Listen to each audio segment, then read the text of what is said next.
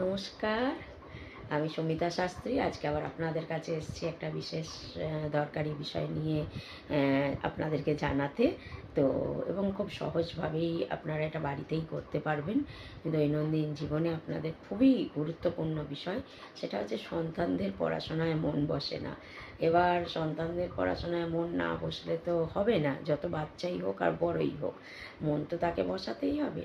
তাহলে যদি না মন বসে তাহলে পড়াশোনা খারাপ রেজাল্ট করবে, তাহলে খারাপ রেজাল্ট করলে উন্নতির পথে বাধা সৃষ্টি হবে। তো তার জন্য কি করতে হবে? তার জন্য আপনাদের একটা বিষয় আমি বলতে পারি। বাড়িতে বাচ্চারা যে ঘরে পড়াশোনা করে সেই ঘরে একটা ময়ূরের পালক রাখবেন, বা তার বইয়ের মাঝখানে ময়ূরের পালকটা ছোট একটা রেখে দেবেন, সেটা একটা গেল। আর দ্বিতীয়ত হচ্ছে, যখন পড়াশোনা করতে বসবে, সে যখন পড়াশোনা করবে বই নিয়ে, তাকে কিন্তু টেবিল চেয়ারে বসাবেন। খাটেতে, ইজি চেয়ারে এইসব কিন্তু বসাবেন না। খাটে ইজি চেয়ারে বসলে কিন্তু পড়ালেখায় মন বসবে না। টেবিলে বসাবেন, এবং যেই টেবিল চেয়ারে বসবে সেই টেবিলের মানে ঢাকনাটা সবুজ রঙের করবেন, চেয়ারের ঢাকনাটাও সবুজ রঙের করবেন। আর পারলে ঘরটা একটু পরে সবুজ রঙের আপনারা করে নেবেন, যদি অন্য কোনো রঙ থাকে সবুজ রঙ করে দেবেন। তো সবুজ রঙ হচ্ছে বুদ্ধির কালার, এটা বুধের কালার।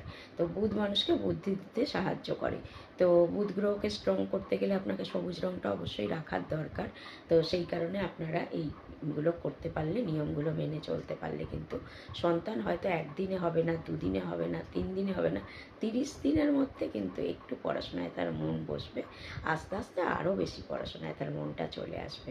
তো আপনারা গার্জিয়ানরা এই নিয়মগুলো পালন করুন সন্তানের জন্য। ভালো থাকুন, সুস্থ থাকুন।